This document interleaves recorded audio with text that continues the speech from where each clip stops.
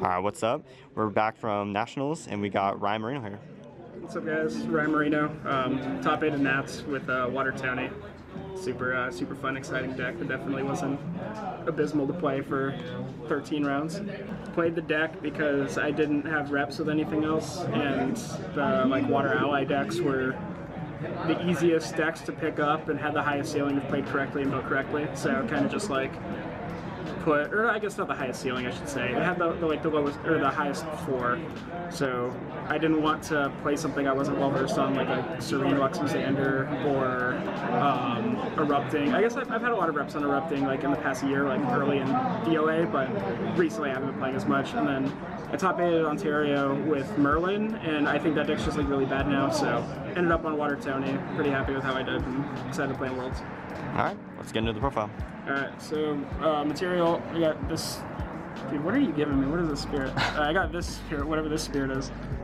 Tony lineage 1 through 3. Play 3 for like random niche situations when you're in the long game, and Dungeon Guide triggers off Scepter. You play this thing, the deck doesn't work without Scepter. It's like the most broken water card in the game. Great sword, your utility cards are like Great Sword, Terraframe, and Lantern. Obviously you have to play this card because of Erupting. Terraframe's really good into the water mirrors in certain spots against certain decks where their turns aren't really defined unless they're able to fight through your board, and just stops them from doing that. Then we got one of each Bobble and Ring. Pretty explanatory. You want to be able to balance Gildas every turn, and being able to draw more interactions is also pretty good. Alright, and then for the main, we have the best card in the game, 4 Gildas. There's like a lot of 3-cost allies in here, so I'm just gonna kind of turbo through them. It's like 4 Gildas, 4 Working, 4 Frostsworn. Oh my gosh, that's not 4 Trapper, 4 Snow Fairy, 4 Dungeon Guide, 3. I think that's it. Yeah, that's it for the 3-cost allies. The reason why I like the 3-cost allies I pulled aside is that your best games are when you're able to just balance a Gildas every turn, whether it's through playing a 3-guy pass or playing a 3-guy holding a 2-drop interaction, and then playing a ring, drawing, and then balancing Gildas again by playing another 3-drop. So the deck's kind of built around them. The vanillas are just here because it's the best stat line you can get for 3. And it's very not profitable to try trading with these things in combat if you fall behind. It's usually how the ally matches are decided. Yeah, so nothing too crazy about these guys, obviously. Same with Gildas. Gildas is self-explanatory. This guy's good because he's your turn 1 play. I didn't play Lunette because I expected a lot of Serene Luxemzander to be going around. I also expected a lot of Seeking Shot, so I didn't want to play into that card particularly because Lunette does a bad job at pressuring already established boards. So I just played Working. This card's broken, and then Trapper is for the same reason as Lurking. It's your best turn 1 if you're on the play. So this card's broken. This card's obviously Queen's not super good right now. I know Matt G's list that he got second with, his Erupting list migrated to some copies of Flame Sweep, but for the most part Queen isn't that good, but this card still just makes it to where your opponents can't really trade profitably, especially in the Water Ally mirrors. And then probably the best 2-3 by a wide margin is just Frostsworn Paladin. Intercept doesn't come up super often. When it does, it's nice, but the on-enter is just if you can make this a 3-mana 3/4, or I guess it's a 2-mana 3/4 because it replaces the card. It's insane. Can come up to balance Gildas. This card's just really nuts. And then Snow Fairy, just again, I expected there to be a good amount of allies, and this card just crazy into ally mirrors. And then Dungeon Guide's only here because of Scepter. I don't think it came up once where I had to value make a level 3 or make L2 even without Scepter in play. The Dungeon Guides are specifically there to get an extra trigger off that. It's just 5 damage with Scepter in play. So that's all for these things. Try not to fucking destroy these because it's all unsleeved. And then as for, I think this is the last ally, is just Imperial Recruit. 2-mana 2/3's a lot, better rate, I guess, than the 3-mana ones, even though sometimes it doesn't fit our curve. But you do get to balance Gildas at 5 a lot too, so having at least like one proactive play to do that with, because all of your other 2-drops really are like reactive, with the exception of maybe like freezing hell in certain spots. So having like a proactive 2-drop to balance Gildas when you're in a 5-card hand is also really nice. And then you played your like basic water interaction, so like 4 Frostbind, 4 Song of Frost, 4 Freezing Hell, this card's broken, 3 Fracturize, and 3 Storm. This card was like MVP. This card's so good.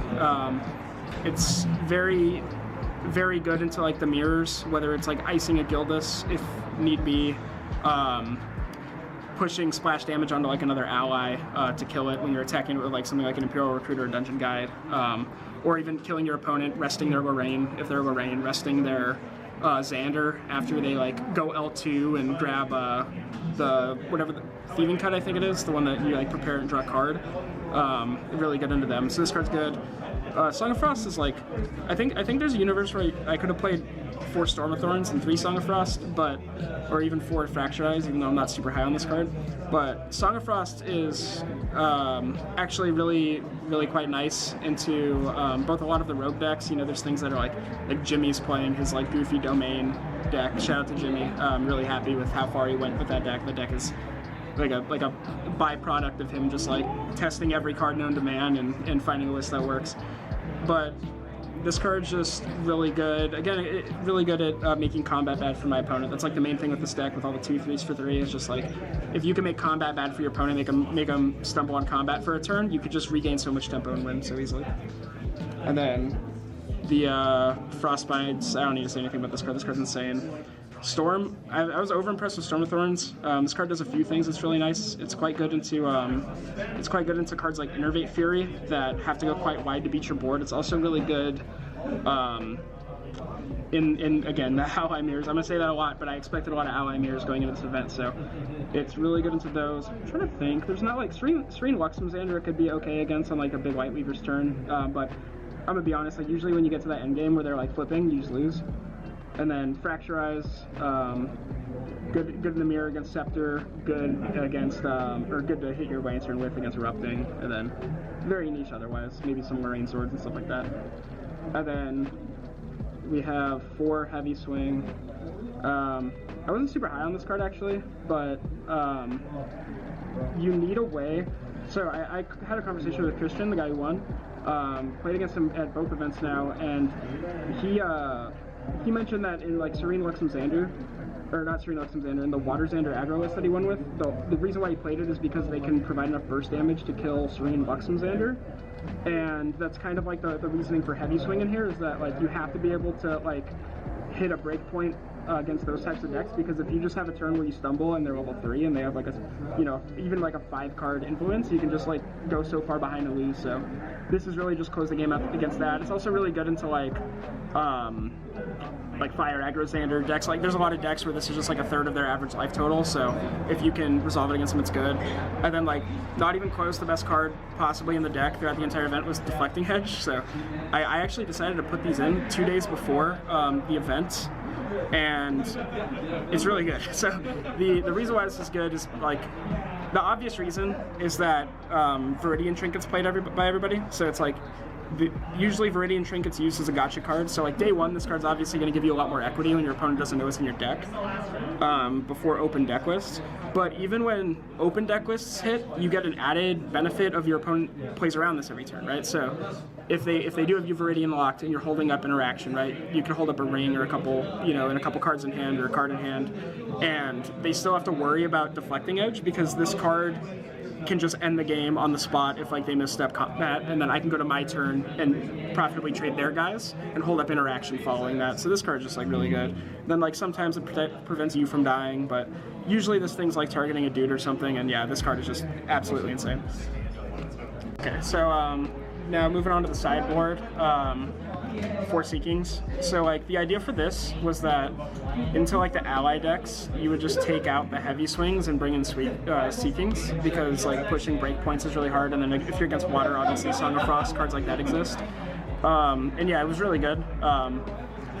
Because because usually in the ally mirrors, if you could just trade their board profitably, you'll win the long game, and you don't need a card like Heavy Swing to close out the game. Like, this card's really just in here to beat decks like Serene Luxem Xander and you know, decks that either go way too big in their end game to where you have to be able to apply enough burst damage or early game damage to kill them in a fast sense, or decks that kill you super fast and you have to be able to do the same to them. So heavies usually just came out for Seekings with like rare exceptions that I can't really think of right now, but usually you would just bring these in for the heavies and it was a pretty clean like 4-for-4 swap. And then Bulwark, Safeguard, Tithe, and Viridian. You have like the baubles, so like you get at least 2 free board outs, and if your opponent's not playing Erupting, you get the Lantern. So it really just comes down to whatever you're playing against, right? You play against a water deck, you just take out like Lantern, Fire Bauble, Wind Bauble, and you bring in like this, right? And then if it's, you know, Wind deck, whatever, if they're like Wind Rain, you bring this in. There's whatever combination. Obviously these cards each have their really good matchups, like any water you bring in Viridian. Into Erupting, or like, I guess like Fire Merlin technically, but like I said, I don't think that deck's that good right now. You bring in this. Bulwark I usually bring into allies, but this is usually a card that just comes in no matter what, just because you have free cards to board out, so it just gives you another ally. It's basically just a 0-cost 3/2 that can attack twice for 2, which is really nice. And then Safeguard's really good into like the water mirrors. It comes up very nichely into what's it called, Serene Luxem Xander, and I can't emphasize how much I hate that deck. And then it's really good into like Fire Aggro Xander, so, and then like Rye, I guess, but that deck's garbage. So that's the list, I think. I don't think I missed anything. Got anything else you want to add or change to the deck? No, I think if I had to play another water deck in like an event tomorrow, it'd probably be the Xander one, just because the Serene Luxem list felt still unfavored, even with like, you know, the heavy swings being able to close out games faster, just because that deck is an incredibly fast deck when it comes to getting to their end game, and their end game's basically unbeatable. So if I like the Water Xander deck can play like Dagger and then hit them for 15 in a turn off of like, you know, Dagger, Scepter, Dungeon Guide, do something else. You know what I mean? Like that deck can kill really fast. So I don't think I would change anything else really. In this current list, I would probably just not play the same list going forward, but oh well, happy with my result. Excited to play Worlds, have no idea when I'm going to play at Worlds. Like even going into this event, I had like just an incredibly small amount of testing. Like I don't play like ever really. I tried learning TTS, but that format, like that interface is not the best. So now I'm stuck going to locals and playing a little bit before Worlds. So hopefully we have a good run. Yeah. Any shoutouts? Shout out to me for top 8ing, because that's cool. Do I want to shout anybody out? I don't think so. I kind of hate all of you guys at locals. Nice. Yeah, shout out to Big Nick for recording the video. Oh, shout out to the GOAT Diego for letting me borrow 4 Gildas Nice. and a GCR and 2 Seeking Shots, because I didn't have Seeking Shots. I couldn't afford the Seeking Shots. I wasted all my money on the CSRs. And then shout out to Paul for letting me borrow Frost Repellent. Nice. All right. Thanks for the profile.